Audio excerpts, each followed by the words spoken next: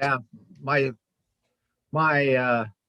light here is on my fly tying light is on right here. That's what blocks it all off.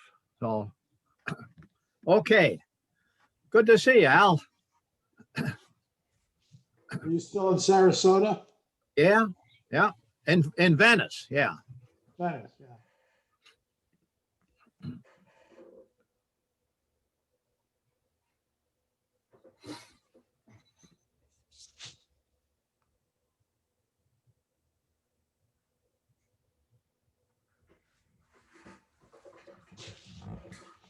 Hello, everybody.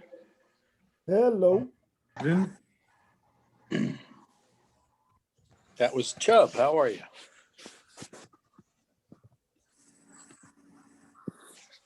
How do I do this?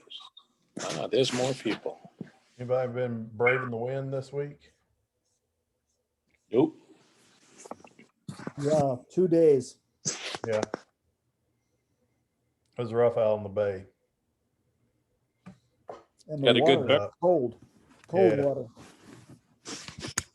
You got some good sun. Yeah, I did Yeah. that for sure. Catch any fish? Take your boat out, Ethan? Some trout, yeah. Few trout. Couple Spanish. That's about it.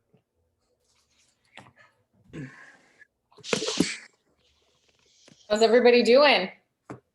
Excellent. Good. Hi. Good.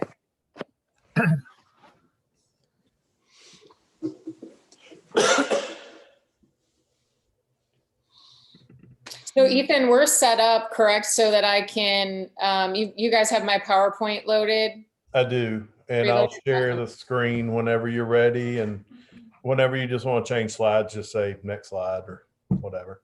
Okay. I'll scroll through them. I'm sure you guys have meeting notes and things you need to go through prior to. Yeah, we'll have a few little things.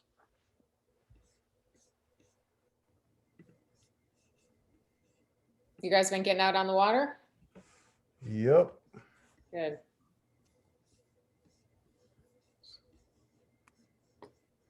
Seems to be getting better every day. Yes, now that our weather is a little more stable and we've got some warmer temperatures. For sure.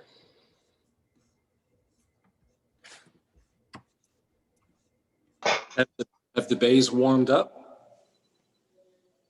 I think they're still pretty cold. I guess I'm silence. I was showing 68 before my GPS died. Oh, Okay. that's pretty warm. Yeah.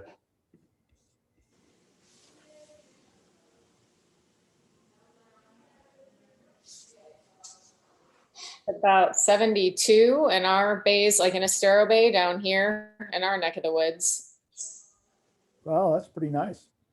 Yeah, Where- we're not that much south than you. Where is that? Estero Bay. Estero Bay, down in Lee County.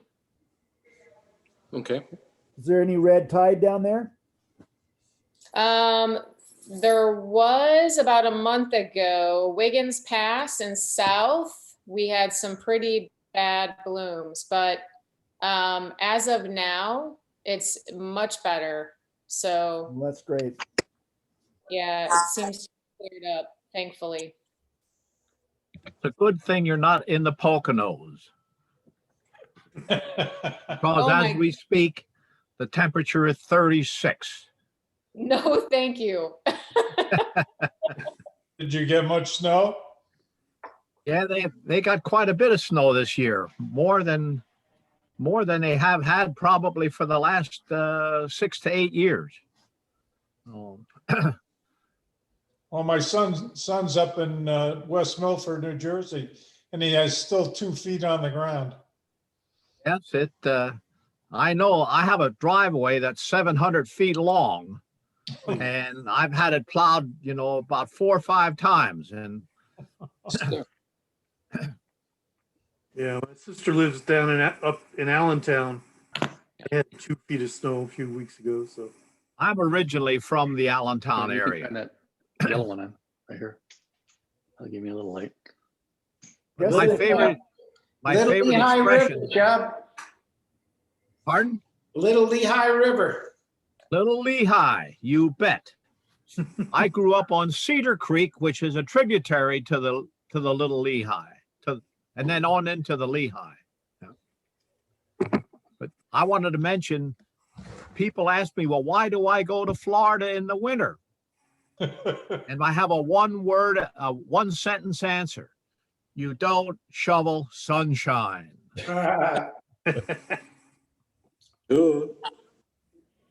Hey, Chubb, those Yeah. those fish in that little catch and release section have a double PhD. By the There's little, on the Little Lehigh you're talking about. yeah, the ones that get fished over all the time. Been there. I told you I saw a guy fishing with a big hook and a sponge, and he was throwing by the bridge where all the people throw the bread in. Yeah. He was catching one after another. It was ridiculous.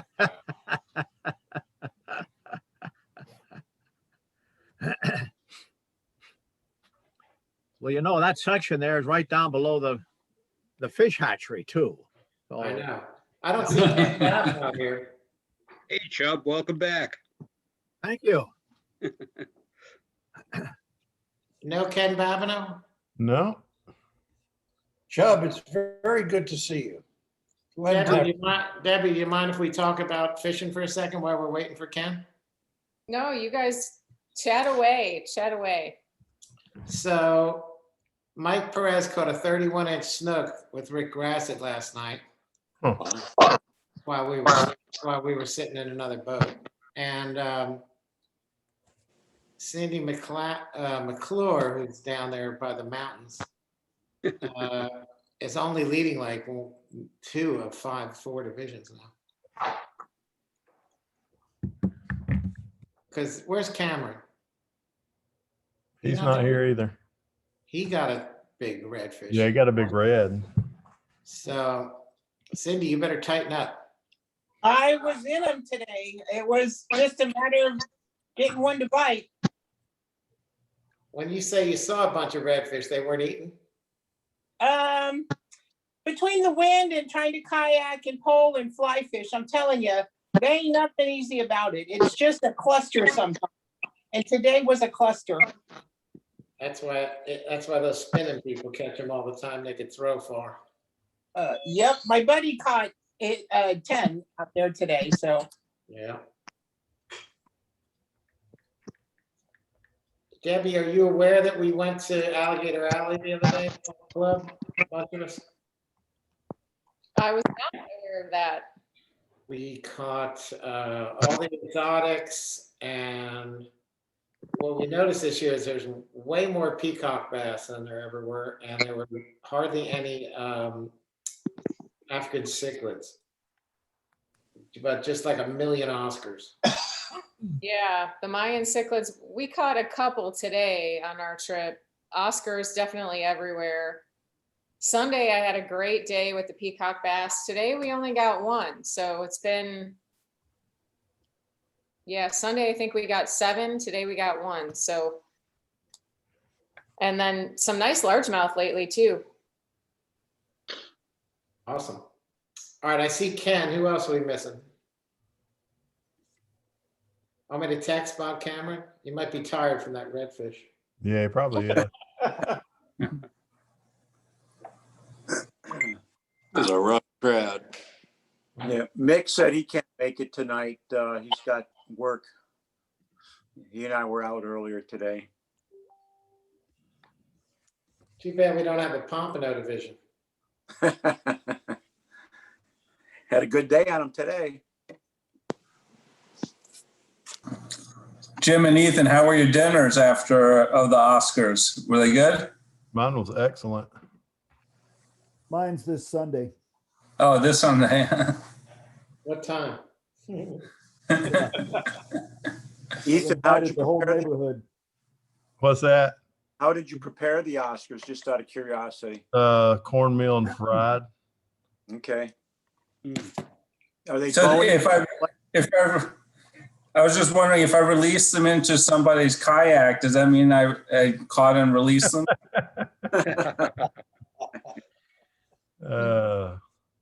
Technically. When you fry them, do they have a red dot? I skinned them. Ethan, tell me about the snake. The snake, I'll tell you what. Yeah. So we're just fishing on one of those culverts, and I'm sorry, I'm trying to get people in the meeting at the same time. And so we're fishing one of those culverts, and all of a sudden this guy, he just slams on his brakes in a Lexus and starts just screaming. And I think it was Spanish. And, you know, me and Eric turn around, oh, it's a snake. And I don't think I'm quite so fond of snakes. And I was like, oh, it's a python. And so I start walking over there to it. And I'm like, oh, I'm going to pick it up. I'm going to take it. I'm going to get $25 from FWC. And I get about 4 feet from that snake, and he has that little rattle just sitting up. He let you know, huh? We let him go. But if that car wouldn't have slammed on its brakes, we wouldn't have known that snake was there because Oh, and it was on your side too. Oh, it wasn't a python, it was a rattler? It was a big rattlesnake, big one. Wow, you know, I was 5-6 feet. Yeah, every bit of it. Yeah. It was that big. It was Eric's worst nightmare. Yes, I hate snakes. They say rattlesnake meat's pretty good to eat, though. You could have, had a good meal. They don't take flies. No, It's like chicken. But I'll say Ethan's catch was pretty.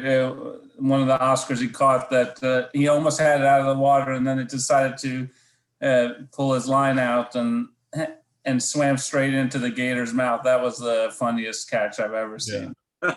Left turn right into the mouth. Did the gator give you back your fly? No. Cut it right off. At least he didn't. He left him some leader too. Yeah. No catch and release. Yeah. As long as he didn't pull you in, right? Yeah.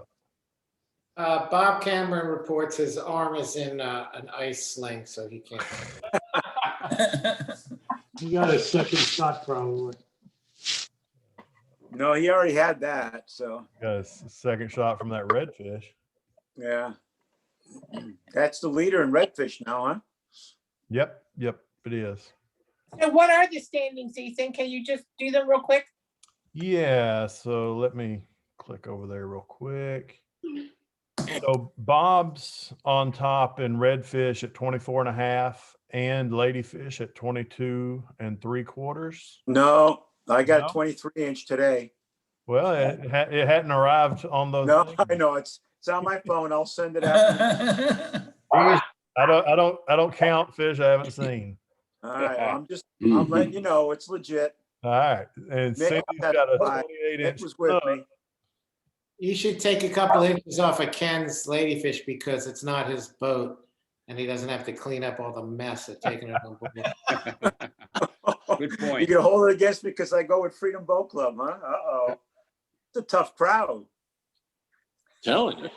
Yeah, and Cindy, you're on top with a 28-inch snook and a 21.5-inch trout. Wow. Congratulations. Yeah, but Mike Perez got a 31-inch snook last night. So we're counting guided trips now too. Well, that's one thing for the board to talk about for next Well, year. to discuss the board meeting. You know, guide fishing, they know where the big fish are. It's a little bit kind of cheating towards the rest of us poor people. You know, I try to leave all the big fish to the guides. I let them have those honey holes. But something to discuss later on. I thought that was already in the rules. Yeah, it says something about guides in the rules. Oh, you better reread them then. We'll have to check it then, yeah. See.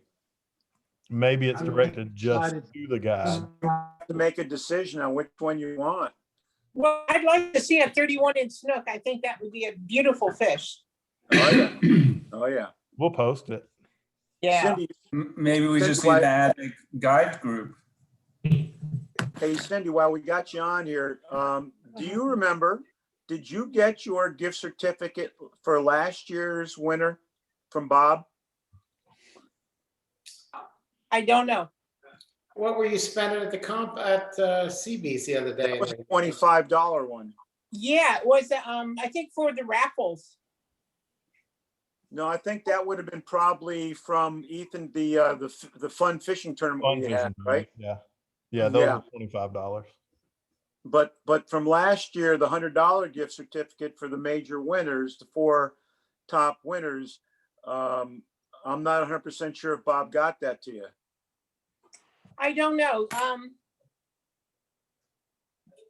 Check it out. I don't know. I mean, All right. I like them. Do you remember spending a $100 gift certificate? I don't. I was at the compound board shop and spent one. For 100?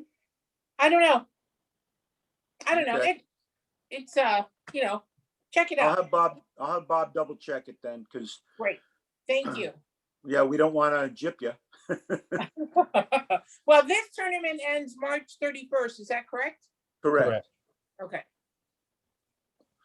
And we just got confirmation day before yesterday that we're going to have a banquet at Nokomis Community Park on the 17th of April. 17th of April. Okay. Early afternoon. We'll go from about 1 to 4. We've got the pavilion from noon to 5, but we'll probably try to set up and take down. They want us in there no later than noon and out of there no later than Okay. 5. So we need a little bit of time to get in, get out. And you said we're going to have an outing that morning, right? Yeah. Well, so there's a You can launch right kayak there. on site. There's a pier there on site, and then we'll do some fun and games. We'll come up with some stuff some Excellent. activities. Thank you for getting that set up. I appreciate Not a it. problem. And while I'm throwing out thank yous, is Len on? I don't see Len on my. He's Is here. Len there? He's right Yeah, there. I'm just reeling in my last lizard fish. All right. There you go. I want to, thank you again publicly here on our Zoom meeting for everything you did to set up the Alligator Alley trip, and Bob Cameron to helping you get all the goodies, and Ethan for supplying that marvelous tent that only leaked a little bit on us. And all the work you guys did. So to anybody and everybody that was involved in helping out, big round of thanks, because I think everybody that went down there had a great time, and looking forward already to next year and doing it again. Thank you, Ken. And at probably Len, do you want to mention anything about the different hotel possibility, or you want to? Oh, we say that to board of directors meeting. Okay, we'll do that first, and then talk about that if it's necessary. Could I add something though? Yeah, anything. This year, because of COVID, I was delighted that we had 12 anglers and we could do it at all. And I think we're going to gear up next year to really expand it and have more raffles and just encourage more fishing and more people to come. I think we're going to have a big turnout, and I just think it's going to be a wonderful opportunity for us to really expand this. So, yeah, I think we'll get more Tri-County people again next year too, once the COVID is over and done with. So yeah, we could end up pushing 40, 50 people down there. Oh, really? Oh my. I wouldn't be surprised. Why not? We've got 40 folks registered for the casting clinic on Saturday as well. Really? Really? Wow, that's great. Mm-hmm. That's great. Did you Hey, get Jim? instructors? Yeah, we got Pete and Rex and Jim. Rick can't make it. He's got a previous commitment, and oh gosh, I'm having a brain fart here. The other gentleman that's been Jimmy. What's that? Jimmy Lemaire. Jimmy Lemaire. Yeah, the other Jim, right? Jimmy Lemaire cannot make it. He has a previous commitment, but we got 3 outstanding instructors here with Jim Cannon and Pete and Rex. So it should be fun. We'll be located, those of you that are going, make sure you're aware that we're going to be having the clinic to the left side as you enter in towards the Meadows Community Center building. We're going to be over to the left side of the building, closer to the building itself and the bathrooms and all that. We can't use the area that we have been using for the last few years because I guess Florida Power and Light has an easement on that property. And I guess there's an insurance situation that they told me about that they don't want to have, people in that area throwing fly rods and all that, not that we're casting steeple cast, but, and I kind of like where I went over and saw the spot that we're going to be at. We may have to break up groups into different areas, but it's a good location. We'll make do. So, any other words, Ken? Any other words? Before we get going on are we waiting for general anybody? business? No, we're good. On? I don't think we're going to have any more. Okay. All right. Well, Debbie, thank you for agreeing to be our presenter tonight. And we're looking forward to hearing what you have to say and all that good stuff. And again, thank you. And I've already said my thank yous to the folks from the Alligator Alley trip. And hopefully everybody's getting out and fishing because the water temp right now is getting pretty close to ideal. It was Mick and I were out today, as I said, on Sarasota Bay, and it got up to almost 72 degrees. It started off about 68, and with sun out there all day long, it's been pretty good. It's great. If you do night fishing, JT was out last night, I believe, and did well. I don't know if you'd mentioned that when you were talking, but with the full moon coming up on Saturday, there's some good night tides. So, get on your kayak and get out and catch some big snook, hopefully. So on that, I'll turn it over to Ethan. And Ethan, you can introduce and give a little rundown on Debbie. And I'm going to shut up and listen. Sounds good. So, guys, a few months ago, I was watching YouTube, Joe Mahler video of how Joe casts. And he kept asking Debbie if he was doing it right. And I was like, well, why does he keep asking Debbie if he's doing it right? We need to talk with Debbie ourselves instead of listening to Joe Mahler. But Debbie learned to fish, or had her love for fishing start in the Upper Peninsula of Michigan from her grandfather. She's been published in Florida Game and Fish, BoatUS, Gulfshore Life Magazine. She's a blogger with takemefishing.org. She's appeared on TV shows Lunkerville, George Poveromo's World of Saltwater Fishing, and Ronnie Green's show. And she's also been behind the camera when Joe Mahler's been showing a bunch of people drinking wine how to fly cast. So if she can do all that, she can surely teach us a few things about fishing. And I think tonight we're going to learn about the Florida strain of bass. And with that, I'll turn it over to Debbie.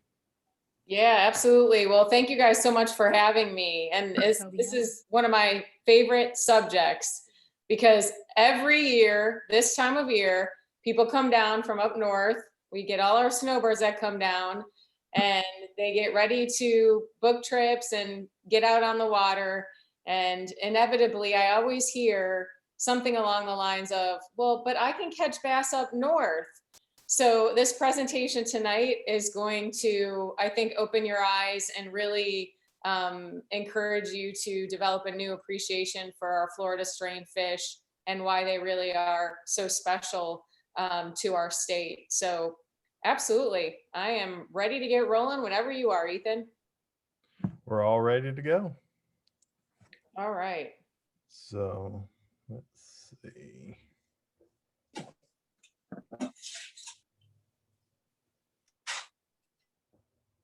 Share screen. Share.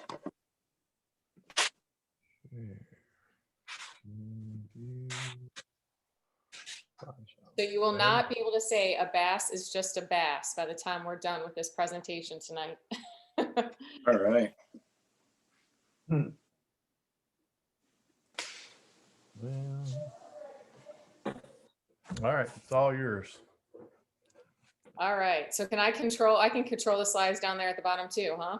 If you can. Yeah, it looks like, no, actually, No, it's just showing it. okay.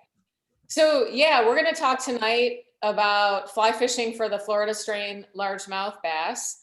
As many of you may know, our Florida strain fish, as I said, are pretty special just because they exhibit some unique characteristics and obviously grow larger and faster than the northern strain bass.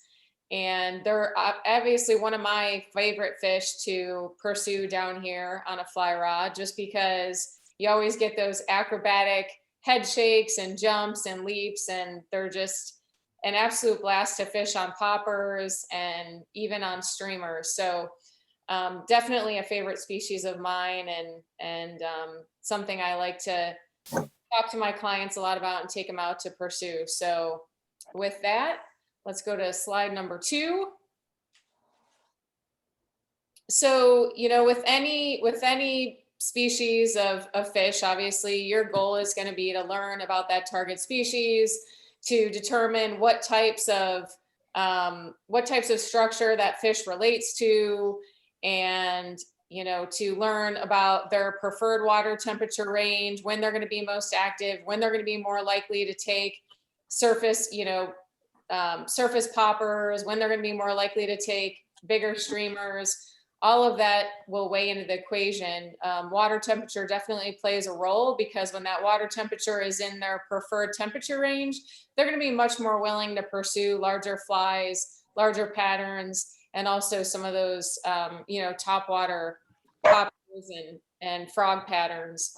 So a few things that you can do if you're interested in learning more about our Florida strain fish.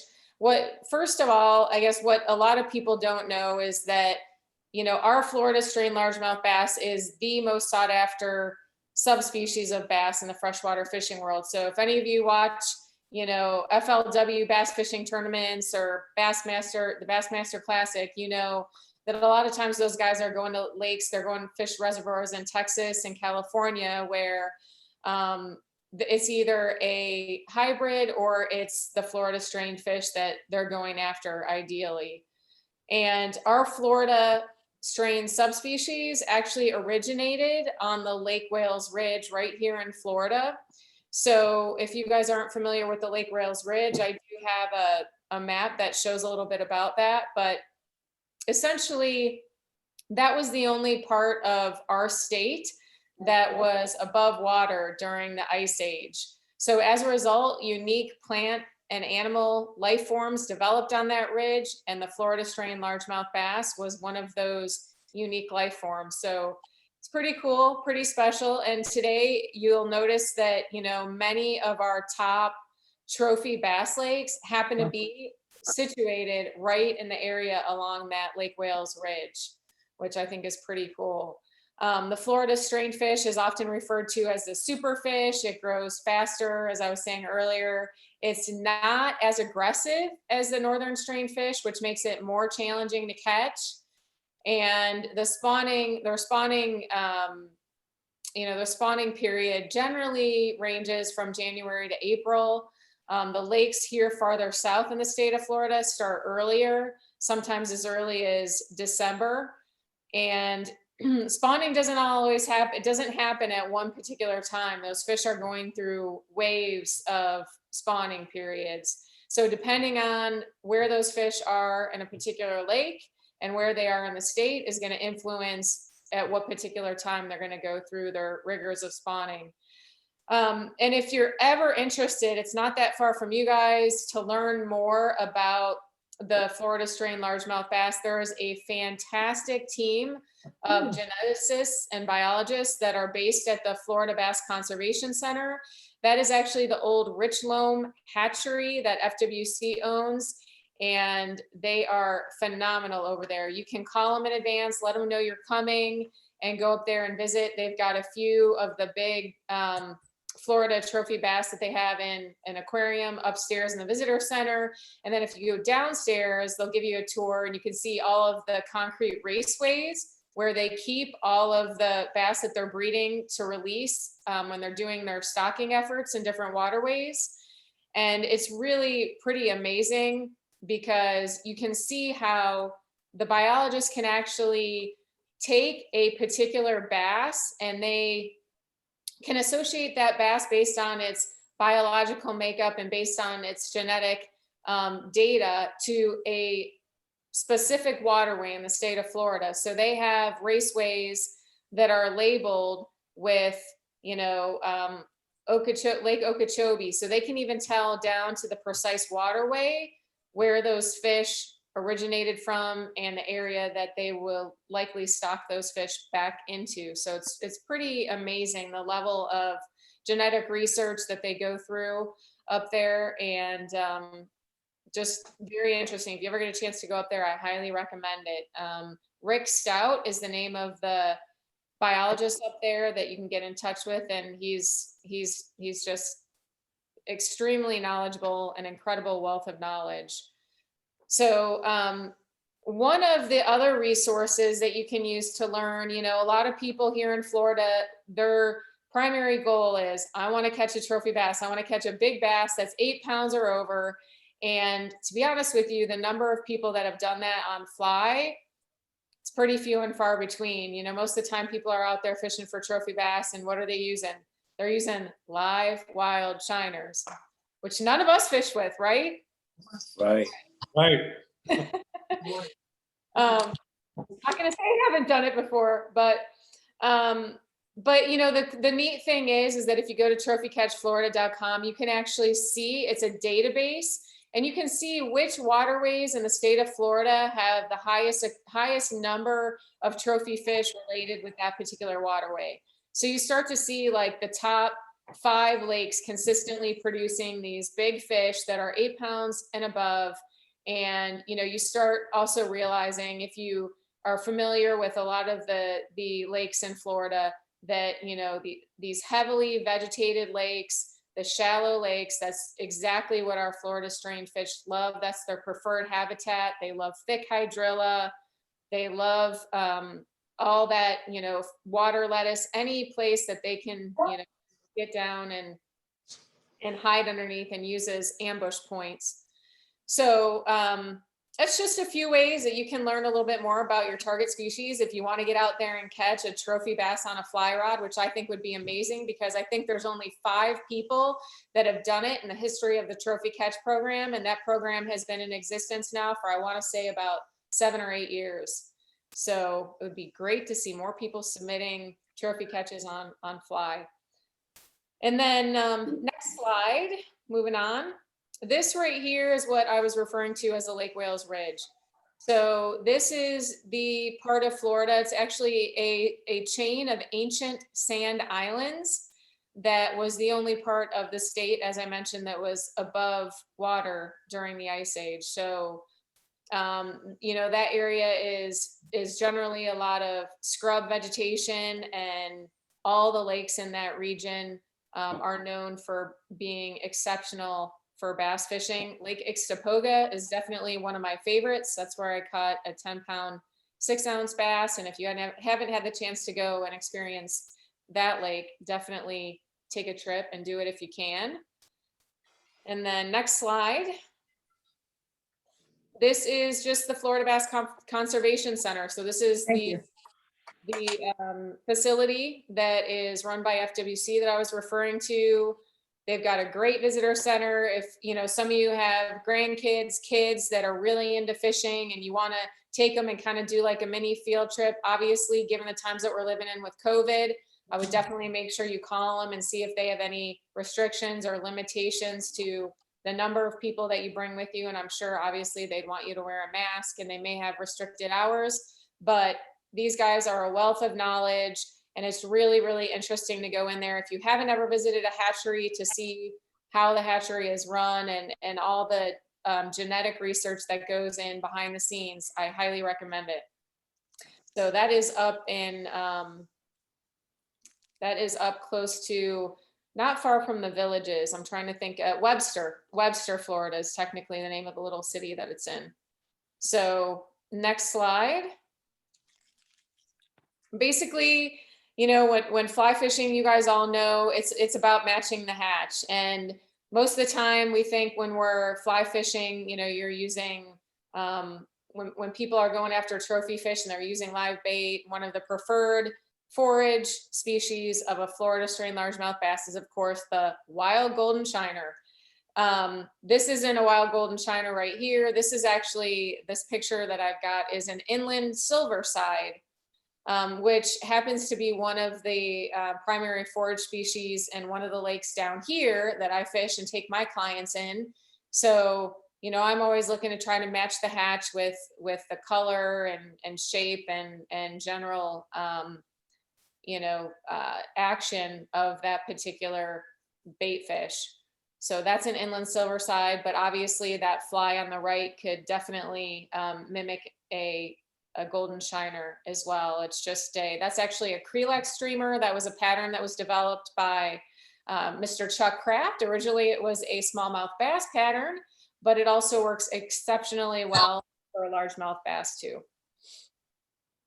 So next slide.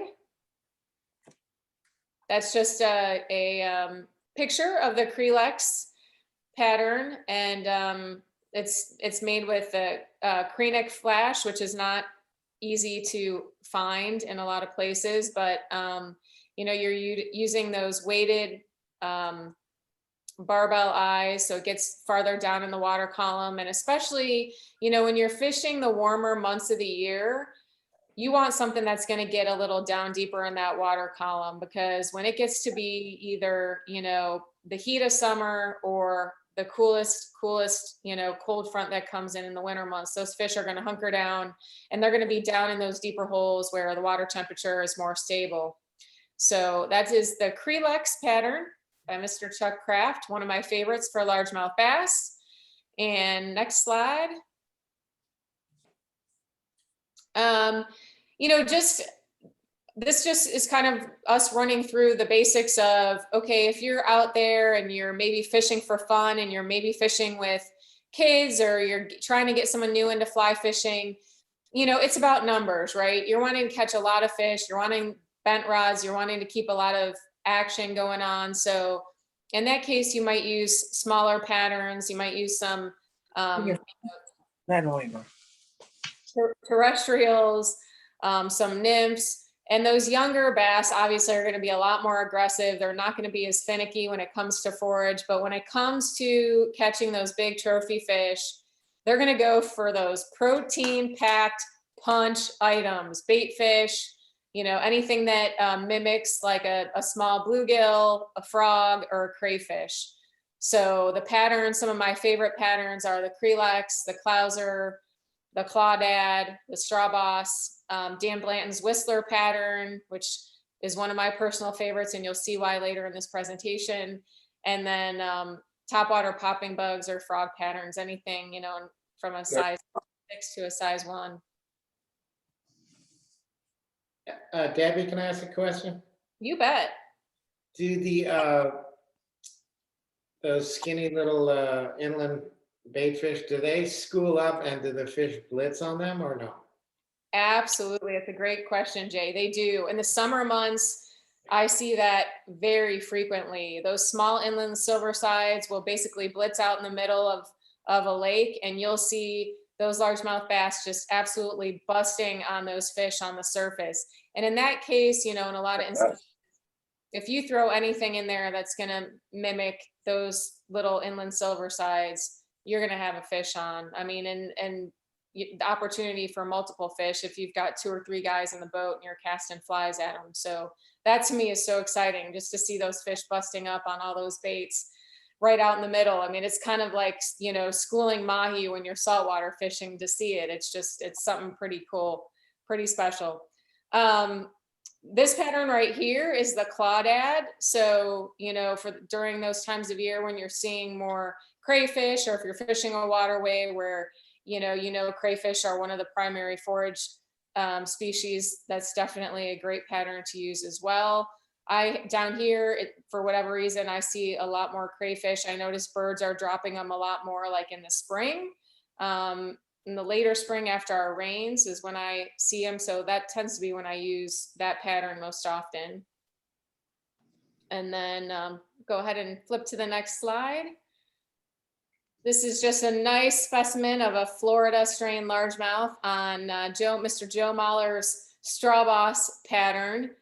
So that's obviously, you know, a streamer pattern. And if you've ever seen or tied or heard of the straw boss before, you know, it has a really unique kind of tilting side to side motion in the water when you strip it. And it doesn't just work for largemouth bass, it works for redfish, it works for snook and the salt too. Just a really, you know, fantastic overall pattern. Not easy to tie. It's a million steps, but but it's definitely one of my favorite patterns because it was obviously created by one of my very good friends. So, what was that?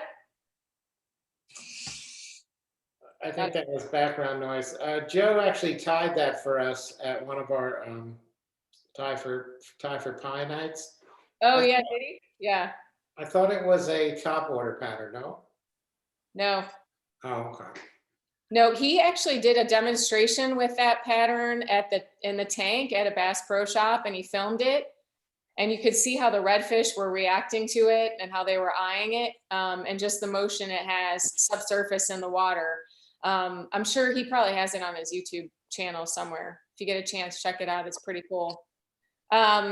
As far as your best setup, so if you're going out there and you want to target a Florida strain largemouth bass, you want to get that big trophy bass.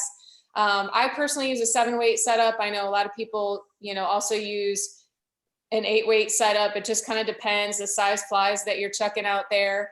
I tend to use a lot of poppers, 4 to 6, you know, size 4 to 6. Same with the minnow and baitfish patterns I use. So I like a 7-weight. You know, obviously you're not needing a lot of backing. It's not like you're fishing for a bonefish. These bass don't take super long, hard runs. They're going to jump out of the water, give you that head shake and hopefully a few really nice jumps, but they're not going to take those really long, hard runs. So you don't need to have a ton of backing. 50 yards is good. I generally use floating line in almost every instance. You know, most all of our Florida lakes here are super shallow. And, you know, there may be some instances during, like I said, the summer months or during the winter months when you want to use maybe an intermediate or sinking line just to get it down deeper, if in some deeper holes when those fish are holding down, when, you know, temperature has changed recently and they're kind of hunkering down. But for the most part, you can get away with a floating line. I use a weight forward taper. Perfectly suited for our shallow Florida lakes and ponds here. And then for my leader, I use a tapered leader. I generally taper it down from 30, 20 to 10. I use fluorocarbon for all my subsurface, and I use mono for my dry patterns and my poppers, just because I'm sure most of you know this, but mono filament is more buoyant. So when you're fishing poppers or any type of surface pattern, you're gonna have more of a direct connection to that fly. So when that fish strikes your fly, instead of there being, you know, if you've got fluorocarbon on there, there's going to be a little bit of a dip in the water because fluorocarbon will sink. Monofilament will stay floating on the surface of the water. So I like to use mono for all my, like I said, for all my surface patterns and dry flies. And then, you know, for your tippet, I'm just basically using 2X or anything between 8 and 12 pound tippet. And for our next slide, this is just a shameless plug for the Debbie Hanson True 7 by Riley Rod Crafters. So that's obviously my favorite bass rod right there. We can move on to the next slide. And, you know, a lot of people will ask me, all right, so, you know, I'm coming down and it's winter, it's spring, and I want to get out there and I really want to maximize my opportunity to catch this trophy fish. So what am I going to do? If I have the flexibility of choosing the best day and the best time to get out there and make it happen, to catch a lunker? When am I going to go? And, you know, I mean, I'm sure all of us know, we've been fishing for long enough. When you're out, when you're really trying to target those fish and you're trying to get a nice, really nice fish on fly, no matter if it's freshwater or saltwater, you really need to become like an amateur meteorologist. You need to be aware of when those fronts are coming through. You need to pay attention to the barometric pressure. And you really want to either get out there right before a front moves through, or when you've got that period of stable temperatures. And it's been nice because the past, you know, couple of weeks, we've had some fairly stable temperatures in the 80s. Whereas, you know, the weeks before, it was just, we were getting one cold front coming through after another, and it was really kind of wreaking havoc on both the saltwater and freshwater fishing. I'm sure you guys experienced that too up by you. But, you know, just paying attention to those weather trends is so key. I mean, if you pay attention to that and you can get out there, and that's one major thing you can do to kind of stack the odds in your favor of having a really good day. Get out there just before a front comes through, or get out there when you've had a nice long string of stable, consistent weather. And then use a solunar calendar. I can't tell you how many times, you know, I haven't maybe necessarily planned my day based on the new or the full moon, but I always try to get out there those couple days before a new or a full moon. Those are really some of my best periods of fishing, some of my best days of fishing ever. And I will tell you that anytime I've ever gone back and cross-referenced a nice, really nice fish or an awesome day of fishing that I've had, I can almost, you know, always say that it was either between a major or a minor solunar period, and it was on one of the, you know, best fishing days according to that solunar calendar. So if you don't have one, there's plenty of free solunar calendars online that you can use, but one more thing that you can do to stack the odds in your favor of getting those really nice big fish. And then, you know, what happens when you do, you've got a fishing trip plan, the conditions, you know, go a little south on you. This happens. Sometimes the best time to get out there and fish is just when you can go. And, you know, if you've got, say, a challenging situation where we just had a cold front that comes through, you've got those bluebird skies, it's high pressure. What can you do? Well, downsize your patterns, you know, use smaller profile patterns, smaller flies, lighten up your tippet and your leader material. If you're used to using 12-pound or 10-pound, go down to 8.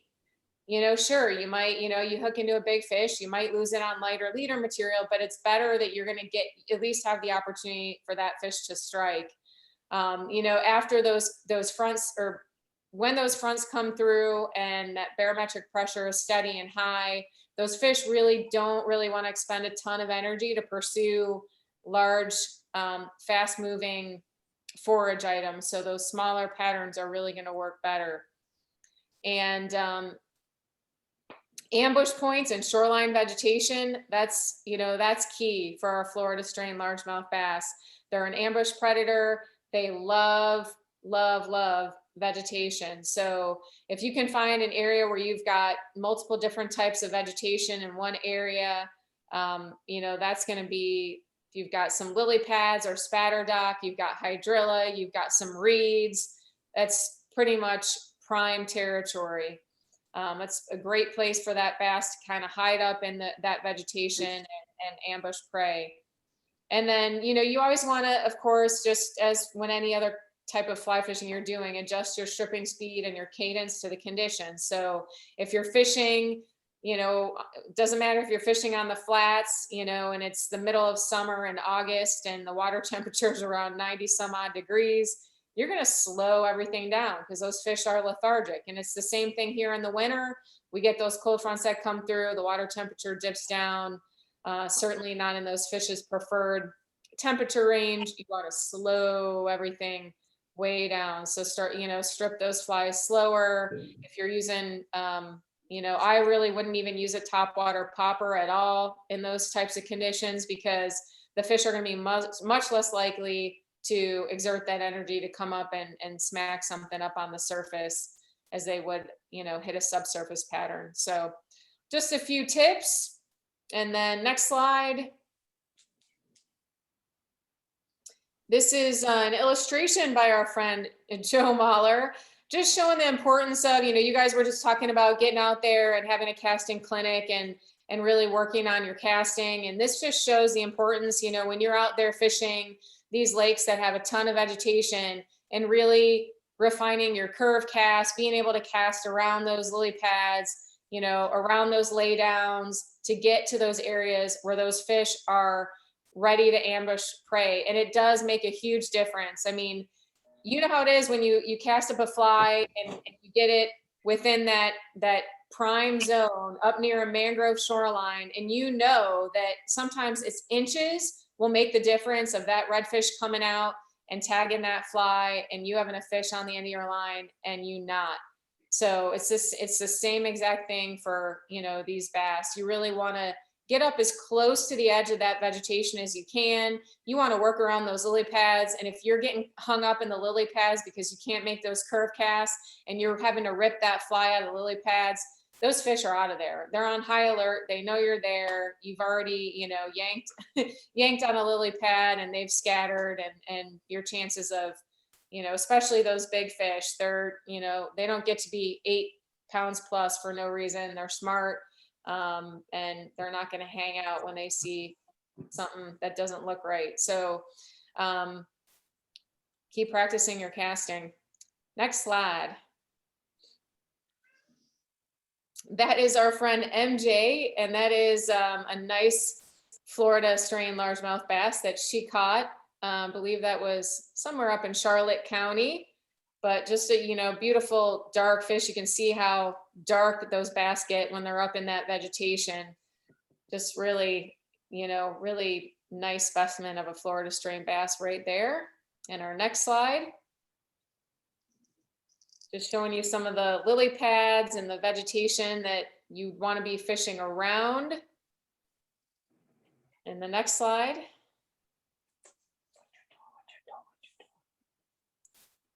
That is just one of my clients. We were fishing down in the Everglades a few years ago, and that was one of his first Florida largemouth on fly, Pat.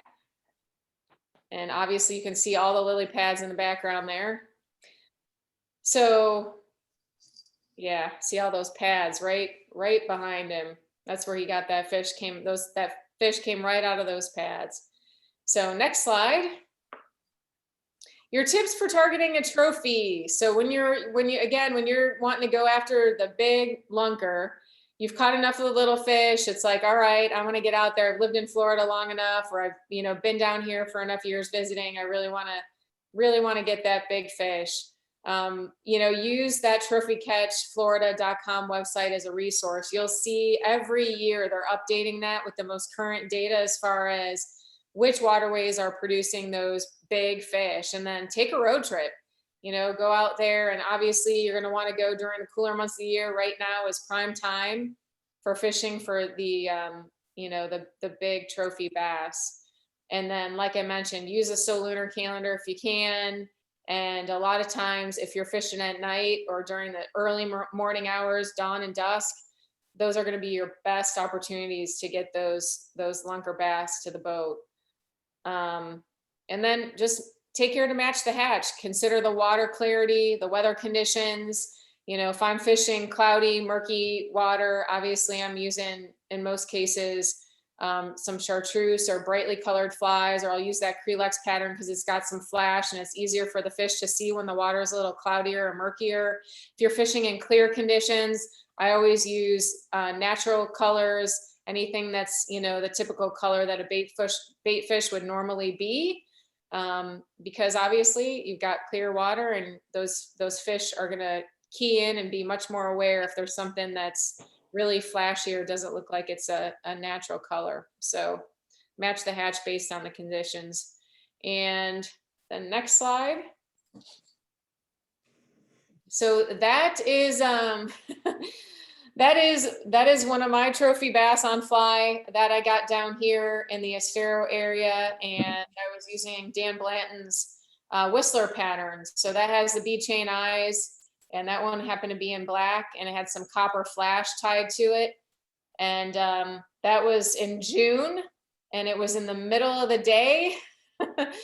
And that fish was hanging right underneath the shade of a dock, right in that shadow line. And I cast that fly down, and I was using fluorocarbon. I had fluorocarbon leader, and with that, the bead chain eyes on that particular fly, it got down a little bit deeper. And that's probably one of my most exciting catches on the fly rod. That was just an amazing day. So next slide.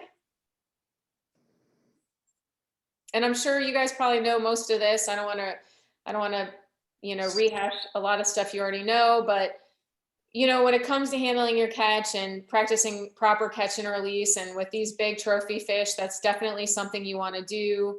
These fish, obviously they are, they're old fish. They've been around for years, and you want to take care of those fish. You want them to survive and go on to hopefully be caught another day. So, use a silicone landing net when you can. There's a lot of nets that are out there now that have like a rubberized coating on them. You never want to put a fish on your boat deck carpeting or anything along those lines, because when you take that slime coat off that fish, that is the fish's immune system, essentially. So that fish is open to and subject to infections, and it's just not a good situation. So, use wet hands, try to prevent damage to the slime coat whenever possible, and get yourself a rubberized or a silicone landing net if you don't have one already. Hey, Debbie. When you're holding them, I see a lot of people, they get these big fish and they want to just hold them, they want to hold them vertically all the time. But, it's like with a big snook, you would never want to do that. With a big bass, you really don't want to do that. Hold them horizontally, support them from underneath, use that thumb and finger grip on their mouth, and keep their belly supported. And then, obviously you only want to keep the fish out of the water as long as you can hold your own breath. Keep it in the net over the side of the boat, or, at the shoreline. Keep it in the water, in the net, till you're ready to get that great shot. Then lift it out real quick and get the picture.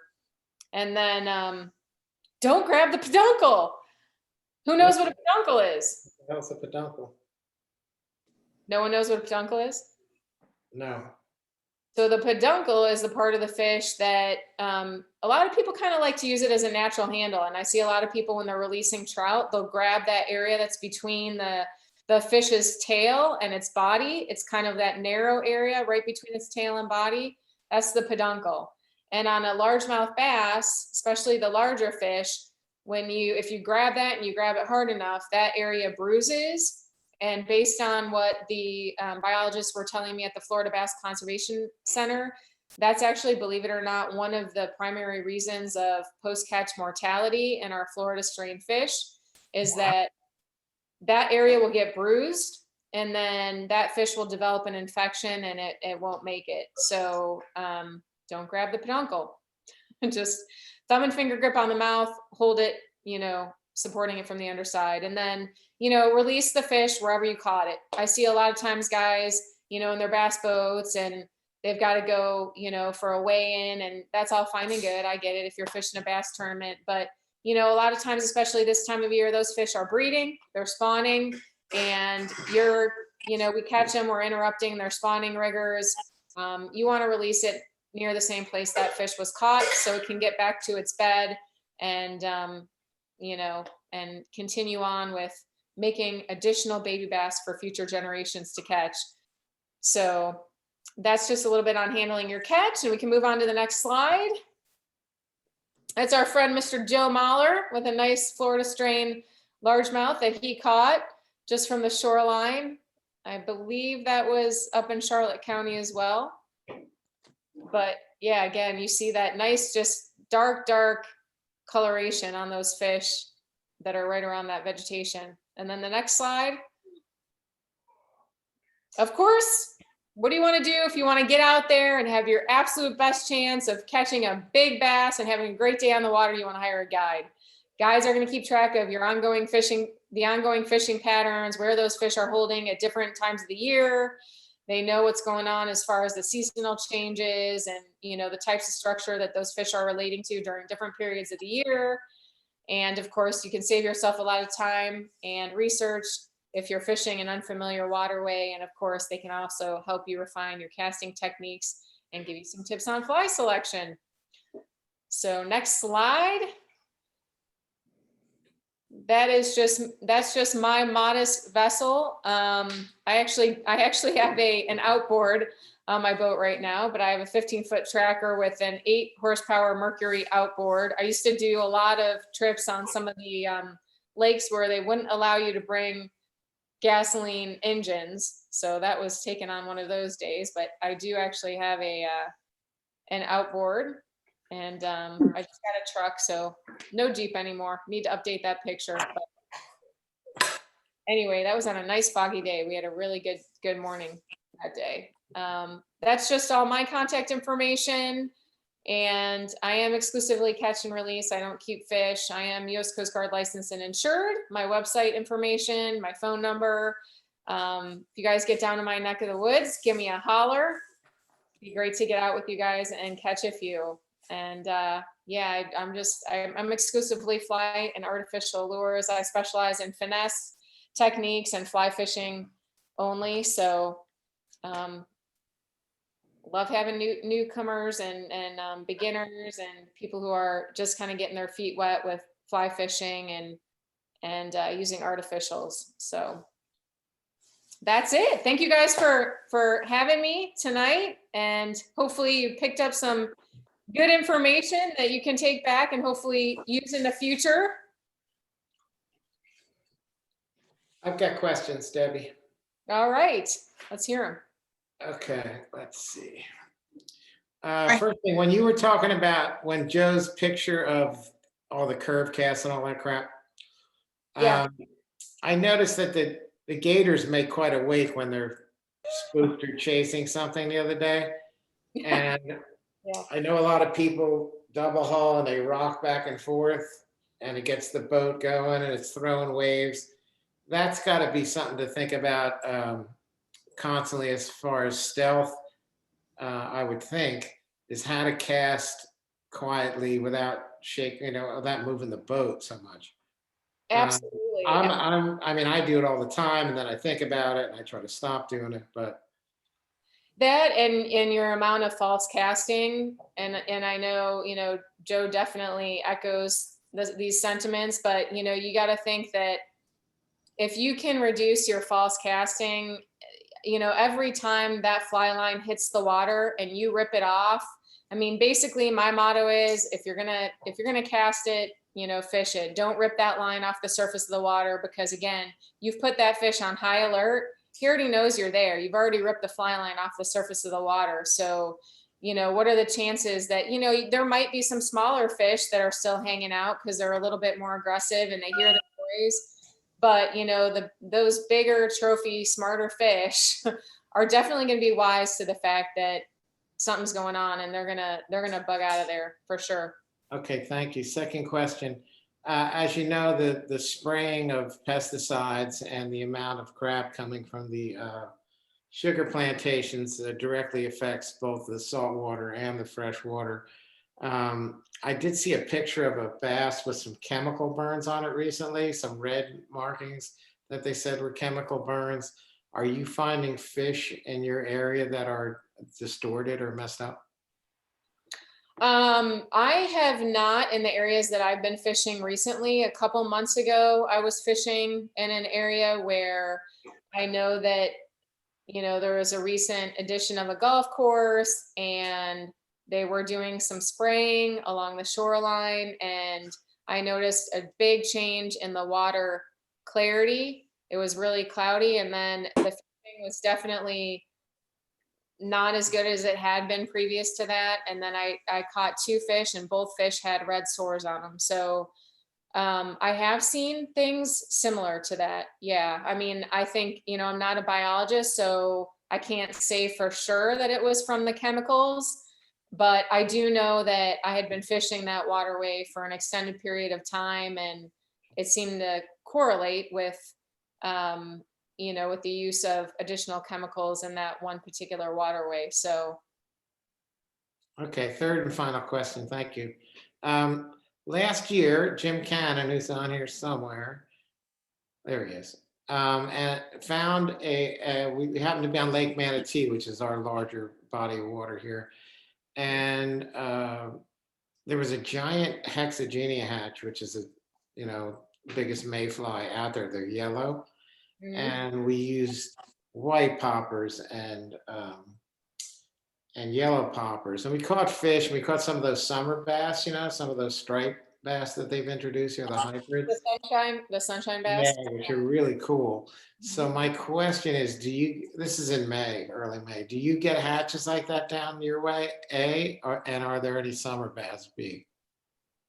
There aren't, they are not really stocking any of the sunshine bass down in this area. I know that Lake Ida, I know that there are the Caloosahatchee River, so a little bit north of here, I know that they have been caught. I have not caught one personally in Lee County, but the Caloosahatchee River, from what I'm told, there are sunshine bass in there. And I have heard that they've been stocking them a little farther north. And I know that they've been stocking them on the other coast in the Lake Ida waterway. What about the hexagenia mayfly? I haven't noticed that. I haven't noticed the mayfly hatch down here at all.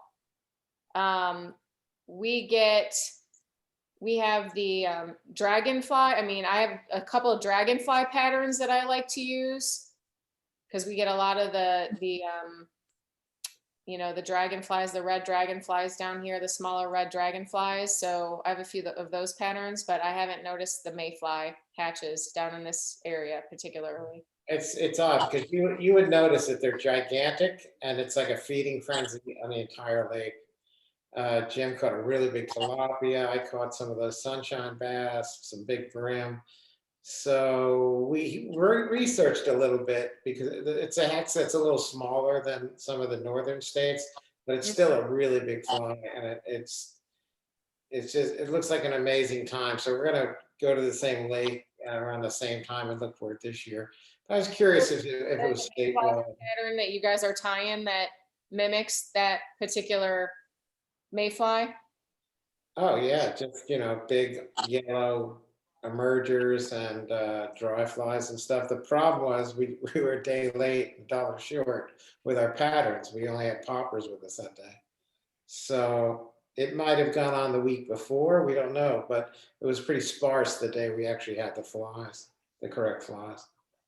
Hey, we used to use light colored muddlers up north in the Adirondack ponds for both smallmouth and largemouth when the hex were hatching. And it worked like a charm. Yeah, it's quite the feeding frenzy. Debbie, do you recommend weedless flies, or do you fish without weed guards? It depends where I'm fishing, of course, but most places where the bigger bass are going to be, you're fishing heavy vegetation. So I use a weed guard. I just use a mono weed guard on the bottom of most of my flies. Just a single piece of mono, actually. Yeah. Yep.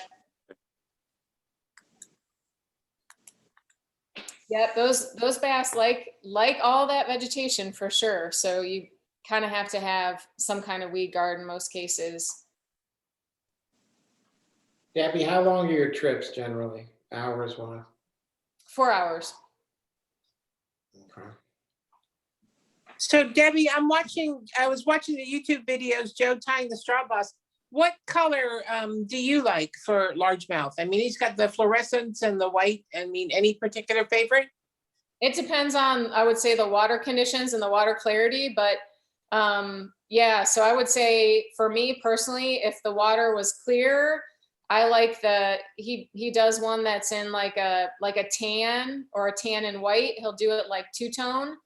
And then if it's like low light conditions, I like those, like the purples, the blacks. And then if the water is more like cloudy or murky and it's churned up, I'm always going to go with those fire tiger colors, like the really bright chartreuse and the orange colors. Those generally work the best for me in murky water situations. Great, thank you. Yeah, you bet. Debbie, another question. On one of your slides, you indicated that for the trophy bass, sometimes going out at night and or early morning are the best. Do you do night trips? I do not do night trips. No, I do early morning trips. Okay. Is there a reason? Is it just too dangerous? Is the gator, I mean, gator infested waters or? yes, from a liability standpoint, there's just, I mean, I have a very good friend. If any of you are familiar with Crazy Alberto Nee, or if you've heard of him, or if you are on social media, he targets trophy fish, and the majority of the time he's out there fishing at night, what he refers to as the non-human hours. And he is, I mean, that's his thing, is pursuing trophy fish, like the biggest of whatever species. So I know that, you know, hands down, there's no pressure, there's no one out on the water. That's when those big fish are going to be out. But, you know, again, yeah, you've got snakes, you've got gators, and, you know, when you're taking clients out on the boat, obviously safety is first, that comes first. So, yeah, I know I would never want to be in the Everglades after dark, for sure. Wide decision. Yes. Rockzilla. Yeah. That's funny. Any other questions for Debbie? Yes. Can you hear me? I can. Yeah.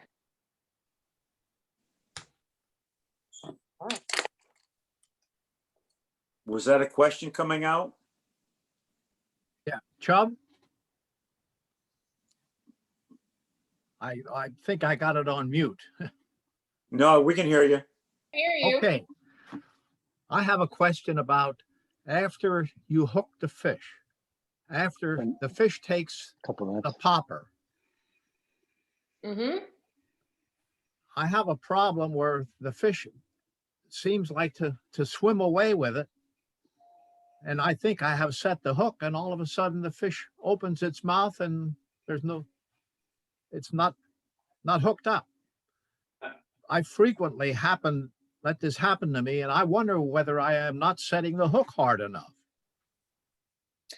Yeah, well, I know that trout guides really do not like me because Well, I'm a trout guy.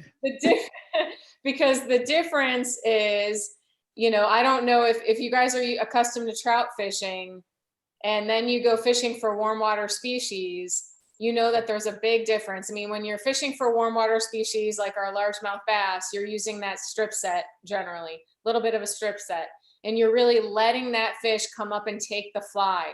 I would say one of the biggest mistakes I see on my charters is when, you know, people will make a cast, whether it's a popper.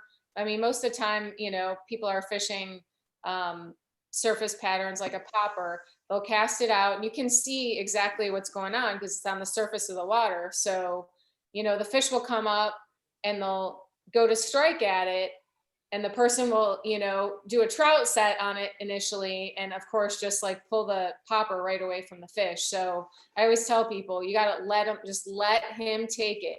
You'll know when he's got it, and when you feel the weight of that fish, just give it a little strip set, if anything. And then obviously you want to make sure you keep the bend in the rod and you're not giving that fish any slack, because that's the other big mistake that I see is people just not keeping that slack out of their line. And that's when that fish, you know, that hook is going to become dislodged and that fish is going to come unbuttoned and you're not going to be happy.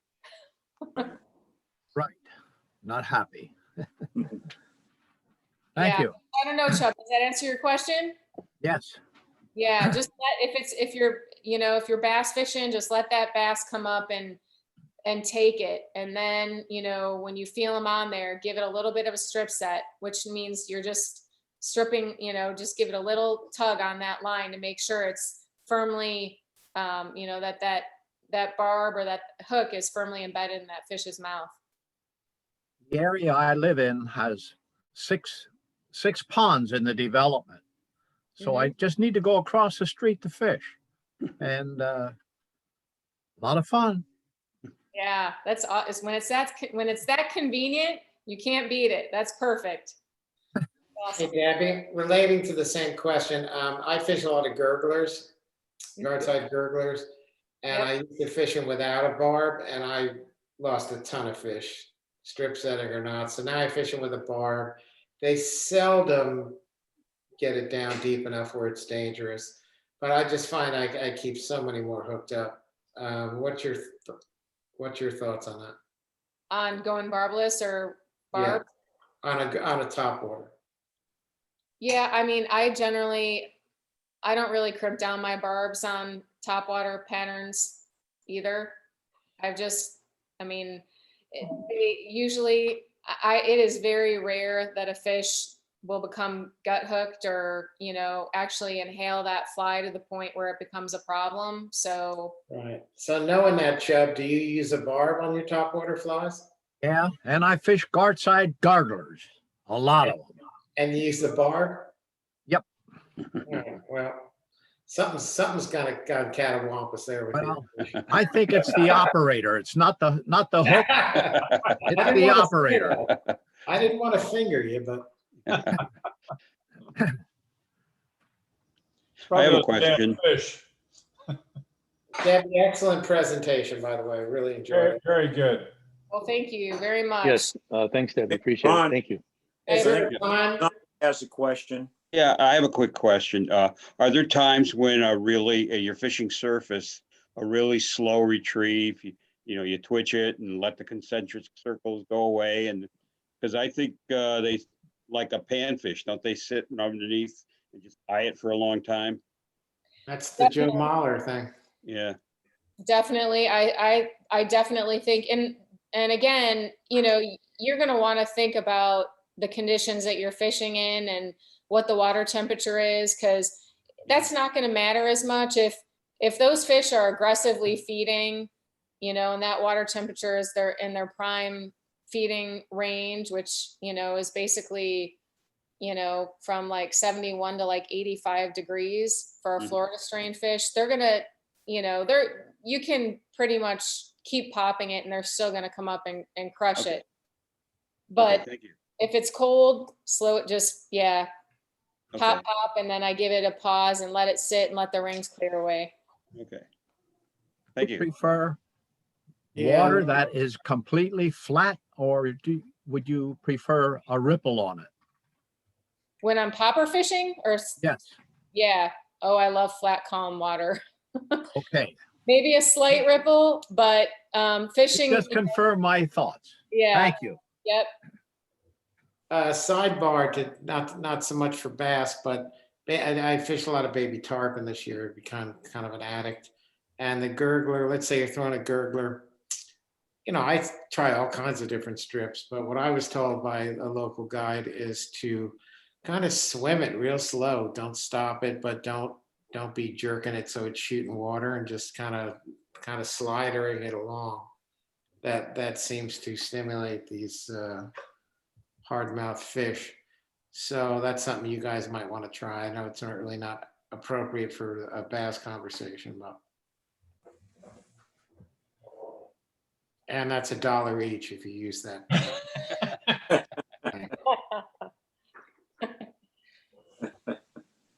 Yeah, I mean, really, it's kind of about, and I'm sure you guys have experienced this before, just really switching up your presentations and your stripping cadence based on what's going on with the forage. I mean, do you see the forage super active, or, are things pretty quiet? And is the water temperature cooler?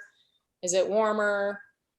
I mean, definitely so many times, whether you're on the flats or when I've been out there freshwater fishing and you're out there, I'm down here year round, obviously. So you take an August or a September day, and sometimes you look down and you see these fish and they just look like they're moving in slow mo. So you got to remember to do the same thing with whatever it is that you're trying to get them to chew. Debbie, how far are you from us? We're in Sarasota, most of us. I'm in Estero, so like an hour and a half, hour and Oh, 45. you're south. Oh, I thought you were across the pond here. Yeah, okay. no, I'm south. So Yeah, that's an hour and more. Darrow. I'm at probably an hour and a half south of you guys. And then how far away from there do you fish? So what's our total drive looking at? It would depend on the time of year. Like right now, I'm doing some Everglades trips, and then I do some trips in Cape Coral. So yeah, I mean, you guys just did the Everglades, so you know how far. I mean, that's a hike for you guys. But you know, the Cape Coral chain of lakes and canal systems, that's probably an hour and 15 for you guys. Do you I would fish say. babies in there at all? Say that again. Do you fish baby tarpon at all, or just bass? Not in there, not in that system. Now during the summer, during the late spring and in the summer, there are some canal systems around here where I fish juvenile tarpon, and there's some areas that have bass, juvenile tarpon, snook. Yeah, so, but that's not quite yet. Got to wait another couple of months for the Right. water. So for instance, if I wanted to target a baby tarpon trip with you, when is the most epic time to plan that? Well, I don't target those specifically, but my husband is a saltwater guide and he does, so I know a guy. No guy knows a guy? I know a I guy. know. Yeah, because we have here down in this area, you know, Estero Bay is connected to a series of blackwater rivers. So we've got Mullet Creek, the Estero River, Hendry Creek, all those creeks and rivers empty out into Estero Bay. And all those creek and river systems are prime areas for fishing for juvenile tarpon, Jay. Okay, twist my arm. There you go. All right, Ethan. Good. Wrap it Well, up. thank you, Debbie, for coming out this evening and teaching us about the black bass. Hey, my pleasure. Very nice job. My pleasure, guys. And now that you told Jay where to find the juvies in the summer, we won't see him in Sarasota. I wasn't listening. But it's I saw you you know, right. it's not like one little canal. They're all over. Big bay. It's a giant place. Yeah. But we want to thank you again for coming out and sharing with us. And Yeah, I appreciate you guys having me.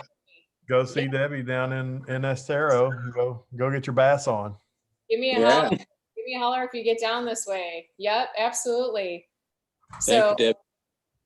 yeah, and you guys you're closing up the meeting, right? So I got to get up at 5 tomorrow for a charter. So yeah. you guys are good with it. I'm gonna sign off, but it was All awesome, right. all of you guys, and thanks again. Thank you. Thank you. Thank you. Tight lines. Bye. Good night. Hey, Bye.